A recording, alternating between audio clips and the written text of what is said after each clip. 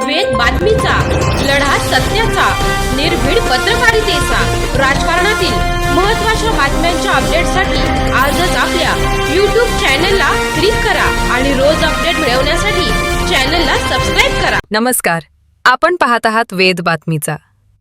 नगर मनमाड महामार्गावरील डिग्रस फाटा येथे वारंवार होणाऱ्या अपघातांच्या पार्श्वभूमीवर ग्रामस्थांनी आमदार प्राजक्त तनपुरे यांची भेट घेत निवेदन सादर केले. या पाठपुराव्यानंतर डिग्रस फाट्यावर स्पीड ब्रेकरला मंजुरी मिळाली आहे. डिग्रस फाटा येथे वाढत्या अपघातांमुळे ग्रामस्थांनी आमदार प्राजक्त तनपुरे यांची भेट घेऊन तातडीच्या उपाययोजनांची मागणी केली. तसेच राहुरी पोलीस ठाण्यातही निवेदन देण्यात आले.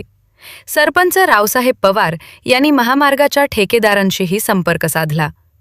आमदार प्राजक्त तनपुरे यांनी वांबोरी फाटा विद्यापीठ परिसर, डिग्रस फाटा आणि राहुरी पाण्याची टाकी येथे स्पीड ब्रेकर, सिग्नल व डिव्हायडर उभारण्यासाठी संबंधित विभागाला सूचना देण्याचे आश्वासन दिले.